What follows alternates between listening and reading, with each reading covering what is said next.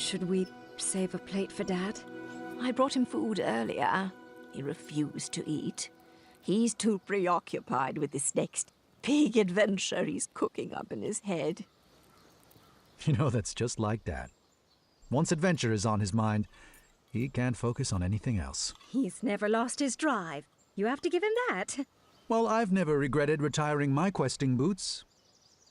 It allowed me to devote my full attention to raising my daughter. Isn't that right, my little cuddlebug? Dad, stop. You're embarrassing me. Oh, come now, Alexander. We were raised going on adventures and we turned out just fine. Well, you know what I mean. Oh, look at Gart. He's been questing since he could crawl, and shaping up to be quite the handsome prince, if I do say so myself. Well, thanks for saying so, Mother. Oh, I do hope you decide to take Gwendolyn on her own adventure soon. She's got it in her blood.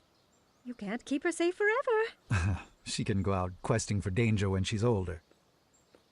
We like to do things a little differently in the Green Isles. You can say that again. Not enough addendums and far too few decrees. Pardon the interruption, milady.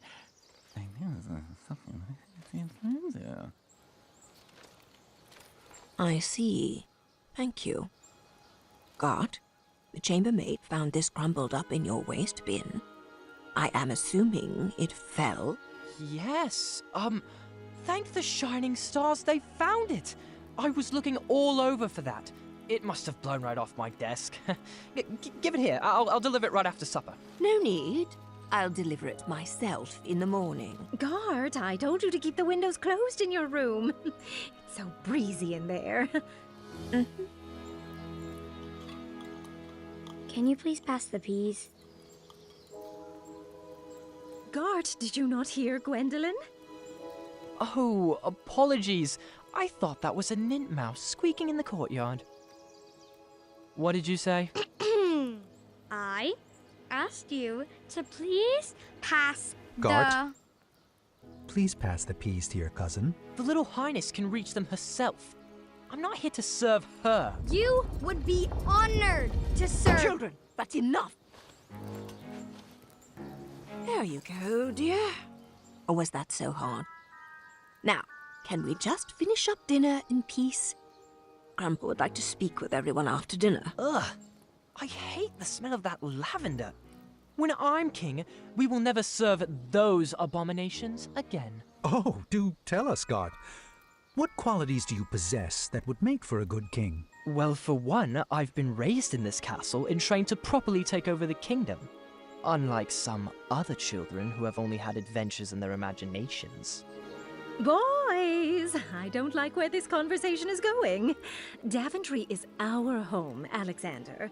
You chose to run away with the princess and rule over her kingdom. Who else besides Gart would make a good king? I don't know.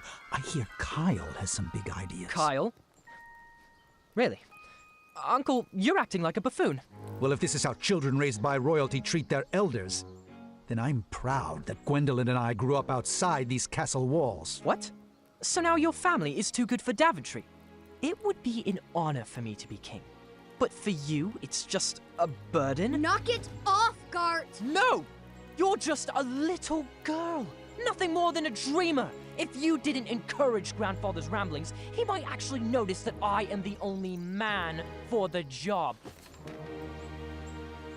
Sit down. You're embarrassing the family. Ah! You will never be half the king Grandpa is. And he would never, ever leave the kingdom to such a spoiled, thoughtless child. I may be a little girl, but you're the one that needs to grow up.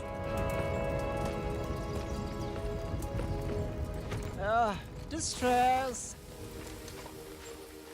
I think it would be best to cool off in your rooms. Everybody. No one is allowed to see Grandpa until you can all get along.